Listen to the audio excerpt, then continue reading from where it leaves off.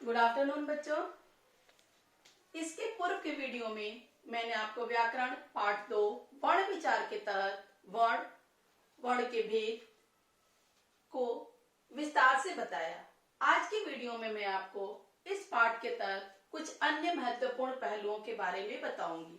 उन महत्वपूर्ण पहलुओं में जो पहली चीज है वह है वर्ण संयोग। जैसा कि नाम से स्पष्ट हो रहा है कि इसमें वर्णों को जोड़ा जाता है। इस प्रकार हम कह सकते हैं जब पृथक पृथक वर्णों को एक साथ करके लिखा जाता है उसे वर्ण संयोग कहते हैं।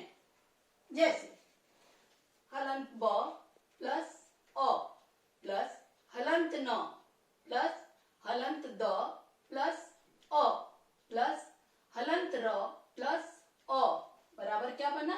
बंदर।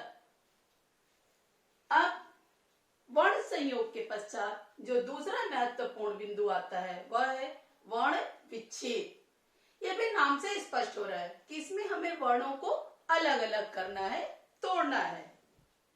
इस प्रकार हम कह सकते हैं कि जब किसी शब्द को तोड़कर लिखते हैं, उसके सभी वर्णों को अलग अलग करके लिखते हैं, उसे वर्ण विच्छेद कहते हैं।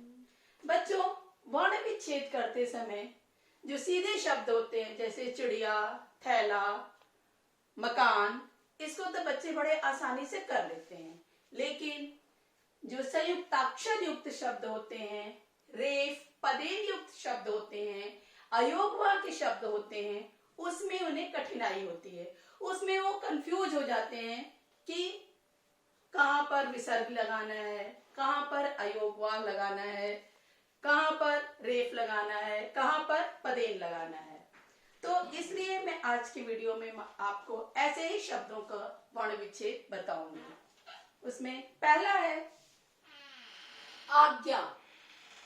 आज्ञा, आ प्लस हलंत ज प्लस हलंत य प्लस आ मिलाकर क्या बना? आज्ञा। इसी तरह से सर्प। मैंने आपको पहले ही बताया था कि जब आप रेफ युक्त शब्द लिखते हैं तो सबसे पहले आप यह ध्यान दीजिए कि आपको रेफ किस अक्षर के पहले सुनाई पड़ रहा है।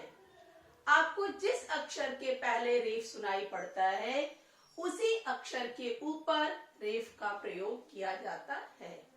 तो जब हम वर्ण विच्छेद करेंगे तो यहाँ पर भी हमारा वही नियम लागू होगा। किस प्रकार? देखिए, सर्प, पहले हमें स को तोड़ना है। हलंत स प्लस अ क्या बना? सौ। अब जो र है वो हमें प से पहले सुनाई पड़ रहा है, इसलिए हमने पहले हलंत र लिखा क्योंकि ये आधा है, प्लस हलंत प प्लस अ मिलाकर क्या बना? सर्प। प्रकाश।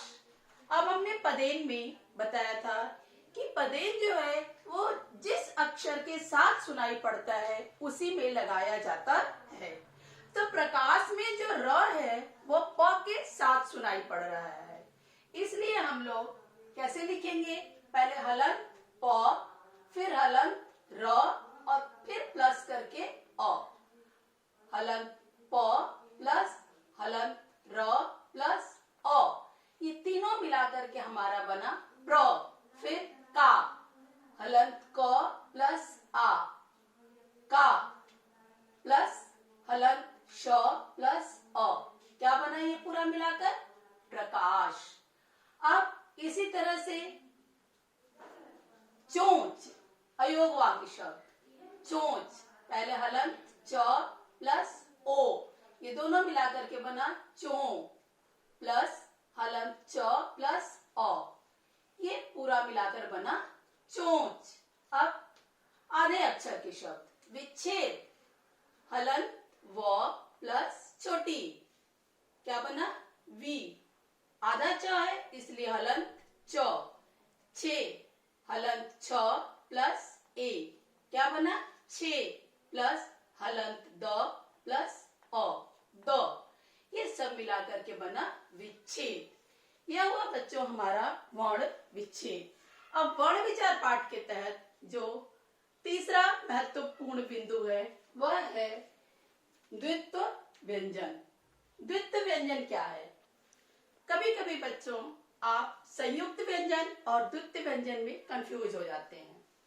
इसमें कंफ्यूज होने की बिल्कुल भी आवश्यकता नहीं है, क्योंकि संयुक्त व्यंजन में जो दो व्यंजन आपस में जुड़ते हैं वो दोनों व्यंजन अलग अलग होते हैं। जैसे श्र, स और र जुड़ा, त्र, त और र जुड़ा, ज्ञ, ज और य जुड़ा। लेकिन द्वित्व व्यंजन में ऐसा कदापि नहीं होता है। द्वित्व व्यंजन वे व्यंजन होते हैं जिसमें एक ही व्यंजन दो बार आता है। जैसे आधा क पूरा क, क्या बना? मक्का। इसमें देखिए क ही दो बार आया, मक्का, पक्का। इसी तरह से आधा च पूरा च, बच्चा, सच्चा। आधा ज पूरा ज, सज्जा। आधा ट पूरा ट, निखट्टू। अब बच्चों मैंने आपको पहले भी बताया था कि हिंदी को सरल करने के लिए मानक हिंदी का प्रयोग आजकल किया जाता है, क्योंकि जो पहले की हिंदी थी वो कठिन थी। उसकी कठिनता के कारण उसे अवैज्ञानिक कुछ लोग घोषित कर दिए थे। तो उसकी वैज्ञानिकता को प्रमाणित करने के लिए हम आजकल मानक हिंदी का प्रयोग करने लगे हैं। मानक हिंदी के तहत कुछ कठिन शब्दों को सरल रूप में लिखा जाने लगा है। जैसे निखट्टू। अब निखट्टू में यदि हम पहले तरह से लिखते हैं तो बच्चे कंफ्यूज होते हैं कि इसमें कौन सा ट आधा है और कौन सा ट पूरा है, किस ट पर बड़ा ऊ की मात्रा लगी हुई है। लेकिन यदि इस निखट्टू को हम मानक रूप में लिखते हैं तो साफ साफ हमें दिख रहा है कि न पर छोटी की मात्रा है, फिर ख है, फिर आधा ट है, फिर पूरा ट है, फिर ट पर बड़ा ऊ की मात्रा है। तो यह जो है ये मानक रूप है और यह जो है वो प्राचीन रूप है। इसी प्रकार आधा ड पूरा ड, लड्डू।